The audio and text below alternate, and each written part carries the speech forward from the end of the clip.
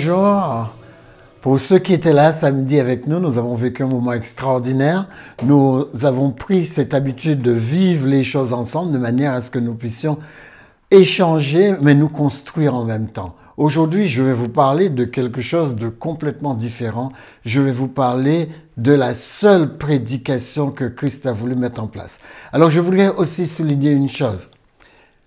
Cliquez, vous qui regardez les vidéos, ne vous contentez pas de regarder juste les vidéos comme ça. Vous voulez donner un coup de main, vous voulez être partenaire, alors la première chose à faire, c'est de vous abonner. Nous avons besoin de ces chiffres pour que YouTube puisse nous partager avec d'autres personnes tout seul. Donc, essayez de vous abonner, appuyez sur abonnement, ensuite appuyez sur la petite cloche pour recevoir les notifications. Car nous avons pas mal de notifications ces temps-ci. Nous, le vendredi soir, nous nous réunissons pour prier, pour étudier la Bible. Vous allez recevoir les liens. Si vous voulez recevoir les liens, abonnez-vous. Faites une action évangélique en appuyant sur abonnement et en appuyant sur la petite cloche pour recevoir les notifications.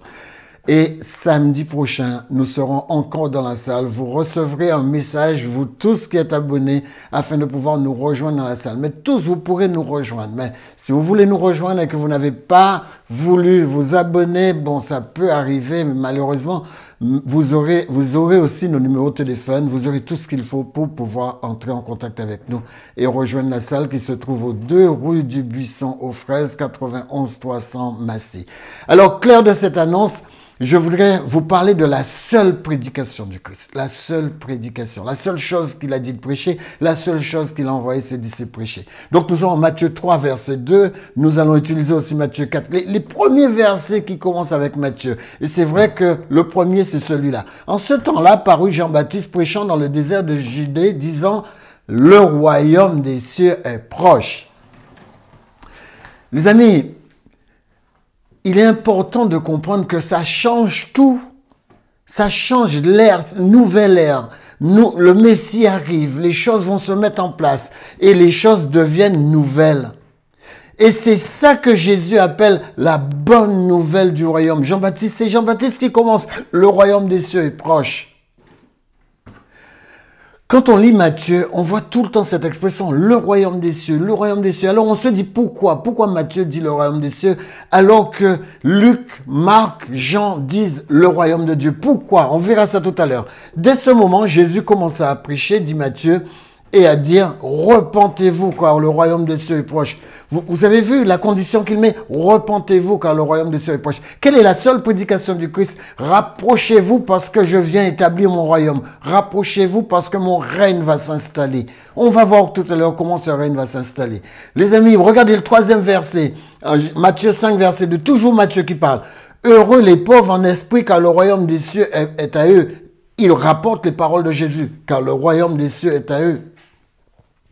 On verra pourquoi il dit pauvre en esprit tout à l'heure, parce que beaucoup de gens ont mal compris cette phrase, mais elle est très importante parce qu'il dit le royaume des cieux appartient à ceux qui sont pauvres en esprit. C'est pas ceux qui perdent la tête. Non, ceux qui sont pauvres en esprit. On verra tout à l'heure. Remarque, Matthieu, lui, pourquoi il dit royaume des cieux et que les autres disent royaume de Dieu? Parce qu'il faut comprendre le contexte. Matthieu n'est pas comme Luc. Luc s'adresse à tout le monde et il reprend les termes du Christ totalement comme ils sont. Alors que Matthieu, lui, il va reprendre les termes du Christ, d'accord. Mais souvent, il va mettre un terme qui ne gêne pas à la place. Royaume des cieux. Le mot, c'est Shamaïm en hébreu, signifiant les là-bas. Le royaume qui est là-bas. C'est ce qu'il est en train de dire. Alors que là, Jésus est en train de prêcher et les choses sont différentes. Mais pourquoi il dit le royaume qui est là-bas? Parce qu'il s'adresse à des Hébreux, il s'adresse à des Juifs. Et les Juifs ne supportent pas de répéter le nom de Dieu, c'est-à-dire le prendre en vain. C'est pourquoi aujourd'hui, quand vous allez dans les synagogues, ils ne disent pas Dieu, ils disent Hachem. Hachem veut dire le nom. Celui qui est le nom. Parce que Dieu n'a pas de nom. Dieu a des noms situationnels, des noms circonstanciels. Quand il crée, il dit Elohim. Quand il agit avec puissance, il dit Adonai. Quand il vient pouvoir, il dit Yahvé, Jiré, etc., etc. Donc, il a des noms de circonstances, des noms d'action. C'est dans ses agissements qu'il a ces noms. Ici, Matthieu, lui, ne veut pas répéter le nom de Dieu. parce qu'il sait que les Juifs ne supportent pas. Alors il dira royaume des cieux. Et vous aurez ça dans tout Matthieu, royaume des cieux, sauf quand il reprend des phrases de Jésus correctement. Les amis, Matthieu 6, 33, regardez ce qui se passe. Quand Matthieu parle, je le répète, voilà, c'est juste il dit royaume des cieux, mais quand il rapporte les paroles du Christ, il dit royaume de Dieu. On va le voir tout à l'heure. Les autres disciples disent aussi royaume de Dieu. Eux, c'est royaume de Dieu qu'ils disent. Matthieu dira toujours royaume des cieux. Mais quand il cite Jésus, il dit souvent royaume de Dieu. Regardez, je vous donne un exemple. Mais il leur dit, il faut aussi que j'annonce aux autres villes la bonne nouvelle du royaume de Dieu. Vous voyez, c'est toujours, ce texte-là, vous le trouvez dans Matthieu, vous le trouvez ici dans Luc. Regardez, Luc dit royaume de Dieu. Il faut aussi, alors qu'il rapporte les paroles de Jésus, il faut aussi que j'annonce aux autres villes la bonne nouvelle du royaume de Dieu, car c'est pour cela que j'ai été envoyé. Vous avez vu ce que Jésus dit? Jésus dit, je vous ai pas envoyé prêcher mon sang sur la croix. Jésus était encore vivant quand il parlait là. Il dit, je vous ai pas envoyé en prêcher quelqu'un qui marche sur l'eau. Non, je vous ai pas envoyé prêcher ça. Quand vous vous adressez aux gens, ne répétez pas mon histoire. Répétez ce que je vous ai envoyé répéter. Parlez-leur du royaume. Si vous voyez le nombre de fois que Jésus parle du royaume, si vous voyez le nombre de paraboles qu'il utilise, on aura l'occasion dans les semaines à venir d'entrer dans cela. Vous savez pourquoi je fais ça? Parce que le royaume de Dieu, la prédication du royaume de Dieu a changé ma vie. Et a changé la vie de multitudes de personnes. Quand les gens ont compris le vrai sens du royaume de Dieu, quand ils ont compris le vrai sens de l'établissement de Dieu sur la terre, quand ils ont compris quel était leur rôle dans cela, les amis, ils sont entrés en relation avec Dieu. Ils ont refusé la routine relationnelle religieuse, mais ils sont entrés en relation totale avec Dieu. Des gens qui ont bouleversé le monde, ils ont découvert le royaume de Dieu. Voilà. Alors, nous, on va essayer de voir quelle est cette prédication, comment est-ce que ça s'échelonne et comment est-ce que ça s'échelonne et comment est-ce qu'on peut y avoir accès. Mais vous avez vu qu'il a dit, heureux ceux qui sont spirituellement pauvres, heureux les pauvres en esprit. Voilà ce que ça veut dire. Reconnaître, heureux ceux qui se reconnaissent comme spirituellement pauvres. Je vous ai déjà dit, le mot pauvre, c'est manquer de. Heureux ceux qui manquent de connaissances spirituelles. Heureux ceux qui sont spirituellement pauvres. Vous ne pouvez être riche spirituellement qu'avec la connaissance de la parole de Dieu. Il y a des gens qui me disent, Lambert, quand je passe une demi-heure dans la Bible, je m'endors. Non, ils sont en train de mourir spirituellement. Il y a même des pasteurs qui m'ont dit que moi, j'ai pas le temps de lire ma Bible. Des fois, c'est le soir que je lis ma Bible et je m'endors avec la Bible sur ma poitrine. Moi, je me dis, mais attends, il étudie quoi? Il fait comment? Je peux pas m'endormir avec ma Bible sur ma poitrine. Ça fait émotionnel, ça fait celui qui est sentimentalement enfant de Dieu. Mais sentimentalement enfant de Dieu, ça mène nulle part. Il y a des gens qui aiment Dieu émotionnellement, seulement émotionnellement. C'est-à-dire, ah oui, c'est mon Dieu, ah je l'ai dans mon cœur. Le cœur, dans la Bible, le cœur, c'est pas là, le cœur c'est la pensée. Je dis, je l'ai dans le cœur, je l'ai dans le cœur, je l'ai dans la pensée. Parce que Dieu, c'est un ensemble de connaissances qui construit ce que vous êtes. Donc, c'est pas une question sentimentale. Bien sûr, la sentimentalité vient après. Parce que quand votre pensée est remplie d'une bonne connaissance, vous avez de bons sentiments pour Dieu. Vous n'avez pas un sentiment, comme une personne me dit, ah, mais vous savez, moi, c'est pas mon mari qui est important. Jésus, c'est comme mon mari. C'est une blague. Mais tu prends Jésus pour qui? Jésus ne veut pas être ton mari. Jésus veut être ton Dieu. Les amis, regardez, avoir de grands manques, c'est ça être pauvre en esprit, avoir de grands manques en ce qui concerne les choses spirituelles. Les gens ont un manque spirituel parce que les gens refusent d'ouvrir la parole de Dieu et de commencer à se remplir de connaissances. Cette connaissance doit nous donner de l'intelligence et cette intelligence appliquée à cette connaissance doit nous donner de la sagesse dans l'application de cette connaissance. Je le répète tout le temps pour que vous puissiez l'apprendre par cœur. Mais si quelqu'un croit savoir quelque chose, dit la Bible, regardez, il y a beaucoup de gens qui croient qu'ils savent. Je sais que je sais pas que je sais pas, mais il y a beaucoup de gens qui croient qu'ils savent. Mais regardez ce que l'apôtre Paul dit. Il dit, si quelqu'un croit savoir quelque chose, il n'a pas encore connu comme il faut connaître. En clair, il est en train de dire, si quelqu'un croit savoir quelque chose, il ne sait rien. Quand vous vous approchez de la Bible, approchez-vous de la Bible comme quelqu'un qui ne sait rien. Ne vous approchez pas de la Bible pour trouver des phrases, des raisons d'appuyer ce que vous pensez. Et vous allez voir, votre esprit va s'ouvrir. Vous allez devenir riche en esprit. Parce que le Saint-Esprit aime résider là où est la vérité. Si vous comprenez de manière tordue la parole de Dieu, vous devenez pauvre en esprit. Une mauvaise connaissance. Certaines personnes me voient, quand ils commencent à me parler de la Bible, je me dis, mais ils sont assis sur une fournaise. Je vous assure, ne soyez pas pauvre d'esprit. Ne cherchez même pas à être pauvre d'esprit. Reconnaissez votre condition, mais cherchez à vous enrichir spirituellement. Et la richesse spirituelle ne vient pas de ce que les gens disent, ils viennent de ce que vous fassiez comme les Béréens. Vous entendez quelque chose? Dis, Lambert, où est le texte qui te permet de dire ça? Lambert, où est le texte qui te permet de dire ça? Parce que je vais rentrer chez moi, je vais l'étudier pour voir si ce que tu dis est la réalité. C'est ça, être Béréen. L'apôtre Paul disait que les Béréens étaient extraordinaires parce qu'ils examinaient les Écritures et ils retenaient ce qui était juste. Les amis, Romains 4, Matthieu 4, verset 17, il dit que le royaume de Dieu est présent. Le royaume de Dieu est venu vers vous. Le royaume de Dieu s'est approché vers vous. Chaque fois qu'il envoyait les disciples, il dit aux disciples, si jamais on vous rejette, dites-leur, d'accord, vous secouez la poussière de vos pieds et vous leur dites, le royaume s'est approché de vous. Rappelez-vous que le royaume s'est approché de vous. Alors, on va essayer de voir qu'est-ce que ça signifie tout ça. Dès ce moment, regardez, Jésus commençait à prêcher, Matthieu 4, 17, et Jésus disait, repentez-vous, changez de pensée, changez de sentiment, changez de choix. Ne restez pas dans les mêmes choses. C'est de cœur dont il s'agit. Le cœur, c'est la faculté de penser, la faculté de ressentir, la faculté de choisir. Dieu veut que vous fassiez de bons choix. Vous ne pouvez pas entrer dans le royaume. Même si le royaume s'approche de vous, si vous ne changez pas votre manière de percevoir les choses autour de vous. Vous savez, être chrétien, c'est pas gratuit. Être chrétien, c'est se prendre en charge.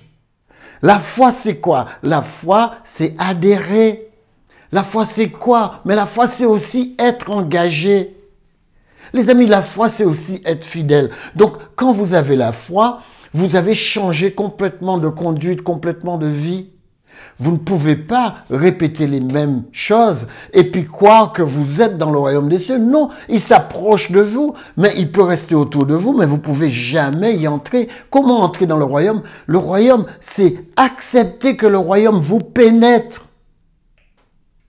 Le royaume, c'est pas quelque part où on va, c'est pas une porte qu'on ouvre. Le royaume, c'est quelque chose qui s'accepte et je vous montrerai réellement ce que c'est que le royaume tout à l'heure. Mais on ne dira point, regardez Jésus, il dit, on ne dira point, il est ici ou il est là, car le royaume de Dieu est au milieu de vous. Le royaume de Dieu est au milieu de vous. Le royaume de Dieu, c'est pas le royaume d'Angleterre. Le royaume de Dieu, c'est pas un lieu. C'est pas le royaume de Dieu. Quand vous prenez le royaume, c'est Basiléo. Basiléo, c'est un concept de vie.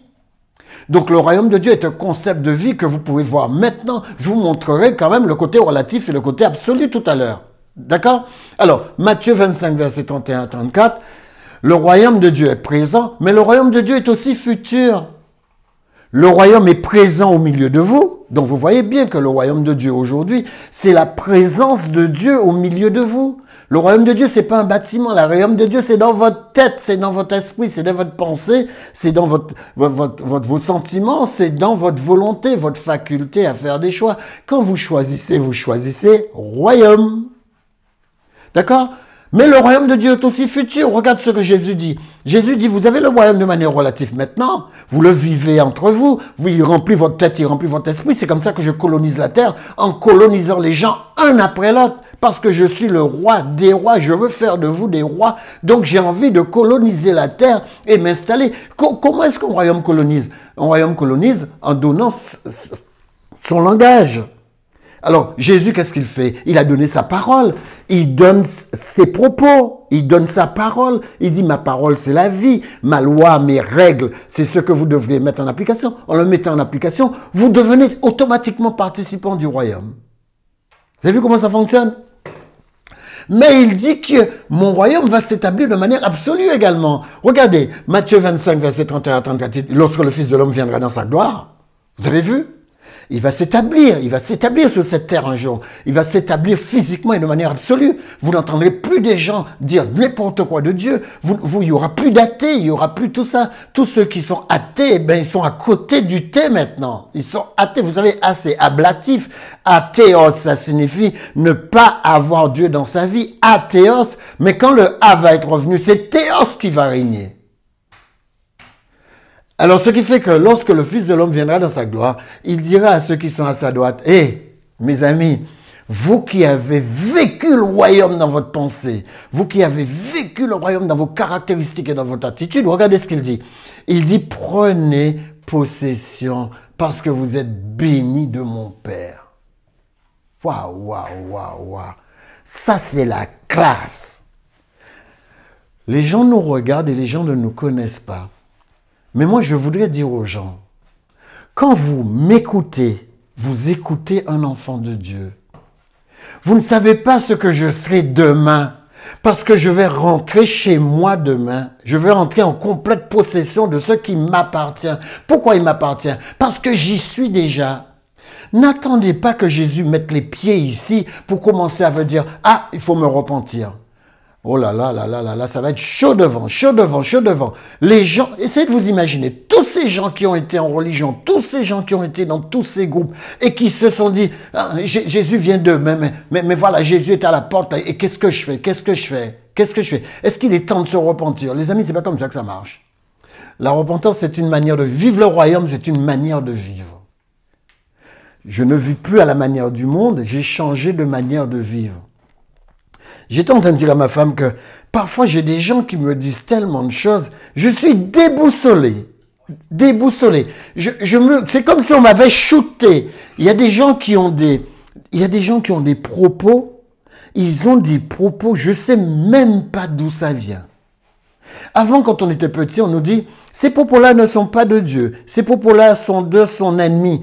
Mais maintenant, je vais vous dire, aujourd'hui, là, en 2025, j'entends des propos, je sais même pas si le diable sait ce que ces gens-là sont en train d'inventer. On dirait qu'ils sont plus pressés que Lucifer lui-même. Alors c'est pourquoi je vous dis, écoutez, revenez à vous-même. Pensez, vous n'avez pas compte à rendre à Lucifer. Lucifer, je vous ai déjà dit, c'est un pauvre gars, il est au chômage. D'accord? Mais vous avez des comptes à rendre à Dieu. Vous avez des comptes à rendre à Dieu. C'est la raison pour laquelle il dit, venez vous qui êtes bénis de mon Père. Qu'est-ce que je vais être content quand je vais arriver là-bas? Venez vous qui êtes bénis de mon Père. Quand Dieu mettra les pieds sur cette terre pour transformer cette terre et nous installer, regardez ce qu'il dit. Prenez possession du royaume qui vous a été préparé dès la fondation du monde. Dieu, il a son plan. Les amis, lisez le livre d'Ésaïe, Ésaïe 55, Ésaïe 56. Vous verrez à quel point, depuis le 55, Dieu dit que sa parole ne retournera pas à lui sans effet. Regardez, continuez vers le 60. Vous verrez à quel point il a dit qu'il enverra un Messie pour que ce Messie puisse nous donner la possibilité d'entrer à nouveau dans une délivrance, et pas seulement délivrance comme certains le disent et qui reste toujours en délivrance qui ne finit pas. Je parle de liberté. Jésus nous donnera un libre accès à lui. J'ai tellement de choses à vous dire. Mais regardez, entrez en possession du royaume. Mais avançons avec le royaume. Moi, je vais vous donner les caractéristiques du royaume. Rapidement, les caractéristiques du royaume. Quelques caractéristiques du royaume, parce que je n'aurai jamais le temps de traverser toutes les caractéristiques du royaume. Alors, caractéristiques du royaume, Dieu veut un règne spirituel sur cette terre. Il le veut tout de suite. Plus qu'un royaume terrestre, c'est un règne spirituel dans le cœur des croyants. Luc 17, verset 21, il dit « Le royaume est au milieu de vous ». Quand vous voyez des chrétiens tromper des chrétiens, quand vous voyez des chrétiens proposer des choses malhonnêtes à des chrétiens, arrêtez avec ces histoires. Ces histoires de christianisme, ce truc-là, il est devenu mortel.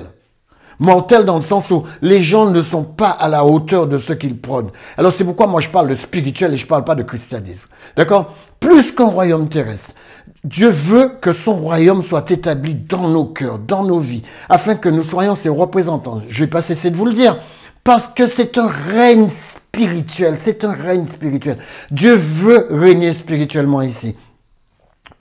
Il y a des gens qui me disent que, vous savez, vous prenez toutes les religions du monde et toutes les religions se valent. Ouais, c'est une blague. C'est une blague monstrueuse. C'est même pas Satan qui a inventé ça. Ce sont des gens tordus qui ont inventé ça. Et arrêtez de mettre des choses sur lui. Parce que lui, c'est déjà fichu. Il sait très bien que Dieu a dit qu'il a préparé un four où il va griller. Mais vous, c'est pas la même chose. Vous, c'est pas la même chose. N'écoutez pas des gens qui, avec un esprit, l'ennemi de Dieu leur a donné un petit esprit tordu, mais avec le temps, ils ont fait grandir cet esprit tordu. Mais tellement tordu que cela vous donne une approche de ce que ça veut dire le mot Babel, le mot Babylone. Quand Dieu dit Babylone la grande. Les amis, mais revenez, le règne spirituel a commencé depuis Jésus et le règne spirituel se perpétue dans le cœur des croyants. Il est au milieu de nous. Regardez, deuxième caractéristique, le royaume de Dieu est basé sur des valeurs divines. Matthieu 5, verset 3 à 12, les béatitudes. Voilà, il nous dit que Dieu veut instaurer la miséricorde. Dieu veut instaurer la paix. Dieu veut instaurer la pureté. Dieu veut instaurer l'humilité. Dieu veut instaurer sa justice. Voilà ce que Dieu veut. Si vous êtes des enfants de Dieu, quel que soit où vous êtes, arrêtez de me parler de vos étiquettes. Quel que soit l'endroit où vous êtes, c'est ça que Jésus est venu prêcher. Jésus dit, je veux que tu sois miséricordieux. Vous savez ce que c'est que la miséricorde? Donner aux gens ce qu'ils ne méritent pas. Leur donner ce qu'il leur faut, mais pas ce qu'ils méritent. Si vous savez ce que les gens méritent, uniquement les propos des gens. Si vous voyez ce qu'ils méritent. Les amis, Dieu veut la paix. Dieu veut que vous aussi, vous soyez un instrument de paix. Vous soyez un fabricant de paix. Fabriquez la paix. Ne vous dites pas, on m'a volé, je vais régler mes comptes. Non, vous n'avez pas de compte à régler. À l'Éternel la vengeance, à l'Éternel la rétribution, c'est pas à vous. Pour rester dans votre paix. Quand on vous a volé quelque chose, c'est pas à vous qu'on l'a volé, c'est à Dieu, parce que ça vous appartient pas. Rien ne vous appartient. Dans le royaume des cieux, c'est comme ça. Rien ne nous appartient. On vous a pris 1 million, eh bien le million ne vous appartenait pas, il appartient à Dieu. N'allez pas réfléchir à ça jusqu'à vous plomber l'esprit. D'accord? Alors c'est pareil, la pureté. Soyez purs. Gardez-vous purs. Je sais que c'est pas évident. Il y a une telle pression aujourd'hui. Pression de la solitude. Pression de tous ces gens. Il y a une telle pression. Les gens sont seuls. Les gens sont mal. Écoutez, restez dans la pureté. C'est l'une des choses les plus dures. Je le voyais pas comme ça. Mais il est difficile de rester pur. C'est vrai que vous allez dire, Dieu nous donne sa pureté. Oui, quand on lit le Lévitique, c'est ce qu'on lit. Dieu nous donne sa pureté. Dieu nous dit, soyez saints parce que je suis saint. Dieu donne tout. Mais qu'est-ce qui le prend? Qui est-ce qui va... Je vais vous donner une définition. Vous savez ce que c'est que la définition Lambert de l'adoration? C'est sacrifier des choses pour rester dans l'attitude de Dieu. Sacrifier des choses pour rester dans le caractère de Dieu. Sacrifier des choses pour garder les caractéristiques de Dieu. Sacrifier des choses. Sacrifiez vos envies, sacrifiez vos désirs, sacrifiez votre vision. C'est pas que vous n'ayez pas envie de le faire, mais vous le faites pas parce que vous privilégiez l'attitude de Dieu. C'est ça la louange, c'est ça l'adoration. La louange, c'est pas aller chanter l'Éternel. Non, non, non. Ça vient après. Ça vient parce que vous avez fait ce sacrifice. Le plus grand sacrifice de louange, c'est sacrifier ses désirs pour pouvoir adopter les désirs du Seigneur. Et c'est ça qui nous pousse à la justice. La justice, Dieu est amour, mais Dieu est justice. Dieu ne viendra pas pour donner aux gens des choses qui n'ont pas réfléchi, qui n'ont pas connu et qui n'ont pas choisi. Si vous n'avez pas choisi de demeurer en Dieu, Dieu peut rien faire. Choisir de demeurer. Alors, caractéristique encore du royaume. Le royaume est offert à tous. Jean 3, verset 6, Luc 9, verset 11. Le royaume de cieux est offert à tout le monde, car Dieu a tant aimé le monde qu'il a donné. On vous a dit, allez prêcher leur le royaume, prêchez à tous le royaume de Dieu et sa justice. Donc, ça a été donné à tout le monde, offert à tout le monde. Mais vous savez qui en bénéficie? Ceux qui ont répondu. Regardez, depuis le temps de Jean-Baptiste jusqu'à présent, le royaume de Dieu est forcé et ce sont les violents qui s'en emparent. C'est-à-dire qu'il vous faut une réponse où vous vous battez. Ce sont ceux qui se font violence. Je me fais violence en ne faisant pas ce que je désire. Je me fais violence en n'adoptant pas des concepts que mon cerveau me dit d'adopter parce que mon cerveau, il est souillé. C'est ce que dit la Bible. La Bible dit, toute votre justice est comme un vêtement souillé. Mais seulement la Bible nous dit, accepte le royaume que je te donne. Fais-toi violence. Va à l'encontre de ce que ton corps te demande. Si vous savez ce que notre corps nous demande parfois, vous êtes bien placé pour le savoir. Mais si vous saviez parfois ce que le corps peut demander, mais ce que Dieu nous dit, ne vis pas selon tes cinq sens. Parce que tu as envie de plein de choses qui ne sont pas selon ma volonté. Fais-toi violence.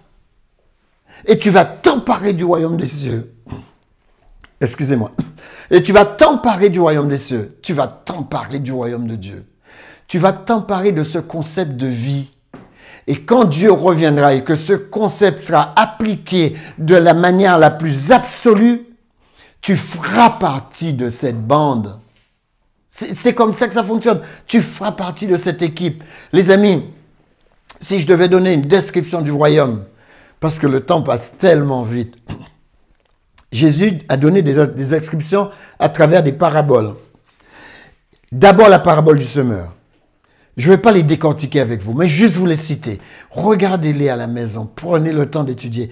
Aimez la Bible. Si vous n'avez pas le temps de lire, je suis mal parti. Si vous n'avez pas le temps de lire, prenez un app sur votre téléphone et prenez la Bible sur le téléphone, mais prenez une Bible comme Holy Bible qui vous permet d'écouter. Vous le mettez à jouer et vous entendez le texte. Ensuite, vous retournez et vous étudiez le passage. Prenez le temps d'écouter le texte. Mettez-le dans votre environnement. Alors, si vous voulez comprendre le royaume des cieux, entrez dans la parabole du semeur. Entrez dans la graine de moutarde. Le royaume des cieux est comme une graine de moutarde. Entrez dans le trésor caché. Le royaume de Dieu, c'est quelque chose qu'on cherche. Si vous ne le cherchez pas, vous ne le trouverez pas. Entrez dans la pêche miraculeuse. Les gens n'arrivaient pas, ils n'arrivaient pas à obtenir quoi que ce soit. Et Dieu leur dit non, arrêtez-vous et considérez ma parole. Et là, Jésus parle. Il dit maintenant je t'ordonne, jette le filet. Et quand Jésus parle, c'est pourquoi il faut obéir au commandement de Dieu. Ce que Jésus dit donne du résultat. Ma parole ne retourne pas à moi sans effet. Isaïe 55 ne retourne pas à moi sans effet. Donc, vous pouvez avoir dans le royaume des cieux, si vous avez une manière de fonctionner comme les enfants du royaume, eh bien sachez que la pêche miraculeuse, ça vous concerne. Dieu peut remplir et remplir vos filets de poissons alors qu'il n'y a plus de poissons à côté de vous. Dieu peut faire tout. Alors, si on récapitule, ces paroles montrent, les paroles là, ce que Jésus donne, les paraboles, ils montrent que le royaume commence humblement. Mais le royaume croît avec puissance. C'est la même chose qui nous arrive. Quand vous acceptez Christ et que vous entrez dans sa manière de fonctionner du royaume, eh bien c'est la même chose qui arrive. Moi, j'ai commencé ma vie avec zéro. Ma femme a commencé sa vie avec zéro. On s'est dit qu'on part de rien. Les amis, je peux vous dire que Dieu nous a bénis. Dieu nous a bénis, il a béni notre environnement, il a béni nos enfants. Et quand je vois ce qu'on a fait, il a béni nos amis. Je peux dire qu'il a béni nos amis, j'ai des pensées dans la tête. Mais je peux vous dire aussi que cette croissance, elle est exponentielle. Ça ne s'arrête jamais, dans tous les domaines. Moi, il a cru tout ce que j'ai développé avec la Bible. Dieu m'a permis de le développer et de le voir croître. J'ai des personnes, rien qu'en regardant mes vidéos, ils me disent à quel point leur vie a changé. C'est la puissance de la parole. Donc, il croit avec puissance. Il a une valeur inestimable. Il implique un tri final avec des justes et des méchants. C'est pourquoi je vous dis que c'est important. Vous allez me dire, oui, mais Lambert, on ne sera peut-être pas à la fin, on va mourir dans quelques années. Oui, mais quand vous serez mort, vous allez être scellé, dit la Bible. Et quand vous serez scellé, il dit au jour du jugement, c'est-à-dire au jour où Dieu traversera l'histoire et viendra s'établir sur la terre pour régler ses comptes, pour demander des responsabilités, eh bien, vous pouvez voir ce que vous voulez, vous pouvez croire ce que vous voulez, vous pouvez même vous projeter dans ce que vous voulez.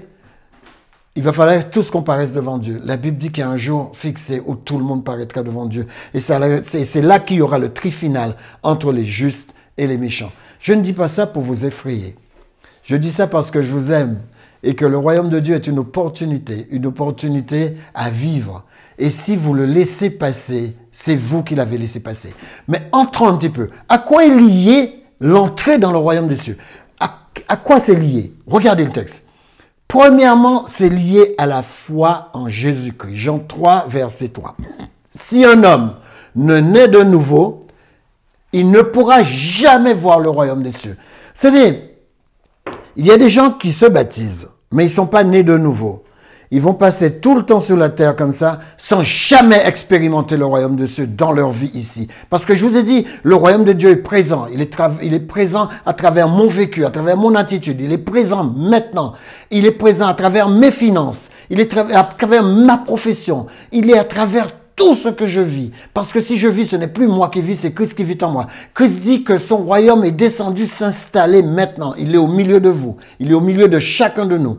Et dites-vous, si vous n'avez pas de foi en Christ, vous ne verrez jamais le royaume. Vous vivrez, vous allez chanter des cantiques, vous allez même prier, vous allez même faire des genres de prières bizarres. Vous allez faire tout ce genre de trucs. Moi, je connais des gens qui prient, mais c'est tellement bizarre. Vous allez faire tous ces bizarreries et vous allez jamais voir le royaume. Même pas le capter. J'ai des collègues pasteurs à qui je parle, ils n'ont même pas capté le royaume. Ils n'ont pas capté. Pour eux, le royaume n'est qu'absolu. Mais c'est faux, le royaume n'est pas qu'absolu. Le royaume est relatif également. Il est là dans notre vécu. Et Dieu n'est pas venu établir des églises, il est venu établir son royaume. Et quand il établira son royaume, eh bien vous allez voir, il y a plein d'aveugles dans son royaume. Plein d'aveugles dans son royaume. Des gens qui ne voient même pas le royaume, ils ne savent même pas ce que c'est. Moi, j'ai fait 4 ans de théologie. On ne m'a jamais parlé une seule fois du royaume. Je n'ai pas eu un cours sur le royaume. Vous voyez pourquoi le royaume est important? Prenez une concordance, tapez royaume des cieux et après tapez royaume de Dieu. Vous verrez le nombre de versets que Jésus utilise, que Jésus met en place pour vivre le royaume. Maintenant, deuxième chose, une vie en accord. Alors, à quoi est liée l'entrée dans le royaume? Alors, à la foi en Jésus-Christ, d'accord? Si vous n'avez pas la foi en Christ, si vous n'êtes pas né de nouveau, vous ne verrez jamais le royaume. Deuxième chose, à une vie en accord avec les valeurs du royaume. Matthieu 7, 21. Ce ne sont pas tous ceux qui disent Seigneur, Seigneur, qui entreront dans le royaume des cieux. Vous avez vu? Ce ne sont pas tous ceux qui disent Seigneur, Seigneur, qui entreront dans le royaume, mais celui qui fait la volonté de mon Père. Jésus est venu pour nous communiquer cela. Tu peux dire ce que tu veux, tu peux rêver comme tu veux, mais si tu comprends même pas ce que c'est que le royaume, comment on y rentre et comment on s'y installe, eh bien, tu passeras ta vie à courir après des moulins à vent spirituels et tu te rendras compte d'une chose, c'est qu'après tout ça d'années de christianisme, après tout ça d'années d'église, tu te sens vide, tu te sens mort à l'intérieur, tu sens que tu es sans goût, mais la seule chose, c'est que tu as peur de quitter parce que tu te dis, qu'est-ce que je vais trouver et si je perds ce que je quitte déjà? Vous voyez comment ça fonctionne? Les amis, Jésus est formel, prêche le royaume. Voilà ma conclusion. Le royaume des cieux est à la fois une réalité spirituelle présente. Une réalité spirituelle présente là, présente en 2025. Et un royaume à venir dans sa plénitude. Vous n'êtes pas encore en train de vivre la plénitude. C'est quand Jésus va venir que vous allez vivre la plénitude du royaume. Mais pour l'instant, vous êtes dans une réalité spirituelle. Et si vous n'êtes pas conscient dans cette réalité spirituelle, vous n'en tirerez pas les conséquences spirituelles. Les hautes conséquences spirituelles. C'est pourquoi Jésus dit, cherchez premièrement le royaume et la justice de Dieu. Cherchez premièrement le royaume et la justice de Dieu. Et votre vie va être dans une abondance totale. Tout va vous être donné par-dessus. Mais si vous n'avez même pas compris ce que c'est que le royaume, vous allez chercher quoi? Les amis, c'est le thème, le royaume, c'est le thème central du message de Jésus-Christ et le thème central de l'espérance chrétienne. Si vous avez loupé le royaume, vous avez tout loupé. C'est la raison pour laquelle il faut revenir, redéfinir. Regardez 1 Corinthiens 4, 20. Regardez ce que l'apôtre Paul lui-même dit. Car le royaume de Dieu ne consistant pas en parole, mais en puissance. Vous avez vu tous ces croyants blablabla? Tous ces croyants qui disent des choses? Tous ces croyants qui disent des choses et qui font autre chose? Mais regardez ce que l'apôtre Paul dit. Le royaume de Dieu, ce n'est pas du blablabla. La parole de Dieu, c'est pas répéter des choses. Des fois, j'ai posé des définitions à certains chrétiens. Ils m'ont donné tellement de paroles que ça m'a saoulé. Et j'ai quand même pas eu la définition du mot que je leur ai demandé. Ne laissez pas passer un mot. Ne laissez pas passer ce mot-là, royaume. Royaume des cieux ou royaume de Dieu. Ne laissez pas ce mot. Essayez de le comprendre. Essayez de l'approfondir. Épluchez-le. Basiléo, épluchez-le. Basiléo, c'est un concept de vie. Jésus dit, je vous donne un concept de vie. Et ce concept de vie n'a rien à voir avec une congrégation. Ce concept de vie est universel. N'importe qui ne connaît pas la Bible, s'approche de la Bible, étudie ce concept de vie, il peut accepter Jésus, il peut le vivre, quel que soit l'endroit où il est. Moi, je connais des musulmans qui m'ont dit, écoutez, nous, on était musulmans, on était dans notre pays, là où on est complètement fermé, on a étudié ce que c'était que le royaume de Dieu, et cela nous a permis de changer de vie. Les amis, c'est pas en parole, mais en puissance. Alors, je vais vous dire quelque chose, faites un test. Quels sont les résultats de votre christianisme sur votre vie? Faites la comptabilité. Quel est le résultat de votre christianisme sur votre vie? Dans tous les domaines. L'impact sur vos enfants. Moi, je rencontre plein d'enfants. Encore il y a 2 semaines, j'ai rencontré une jeune fille qui m'a dit, écoutez, j'ai grandi dans une famille chrétienne, je ne veux plus entendre parler de ça. Vous voyez comment ça fonctionne? C'est pourquoi c'est pas des paroles, elle veut plus entendre parler de ça. Elle veut du résultat, elle veut de la puissance. Si elle n'a pas de puissance, si les jeunes dans votre maison là ne voient pas la puissance de l'évangile, bye bye. Les amis, vous êtes des hommes et des femmes de foi. N'oubliez pas de liker mes vidéos, de partager mes vidéos. Mais vous êtes des hommes et des femmes de foi. Ce que vous croyez va venir à sa réalisation. Ce ne sont pas des paroles. Ça, c'est de la puissance. Tout est réellement possible à celui qui croit. Éternel notre Père Céleste, merci pour ta grandeur. Merci pour ta force. Merci pour ta puissance. Merci de ce que tu nous as appelés, Éternel, à te vivre, à te représenter. Et quelles que soient les pressions que nous avons dans cette société, nous ne sommes pas n'importe qui. Nous sommes, selon Jean 1, verset 12, tes véritables enfants. Nous sommes des enfants de Dieu et nous nous attachons à ces enfants. Nous te prions, Éternel, bénis tous ceux qui écoutent ces vidéos et donne-leur de pouvoir construire leur vie avec puissance au nom de Jésus. Amen. Que Dieu vous bénisse, que Dieu vous garde. Shabbat Shalom. À la semaine prochaine, on se retrouve dans la salle 2 rue du Buisson aux Fraises à Massy. Soyez les bienvenus. Que Dieu vous bénisse.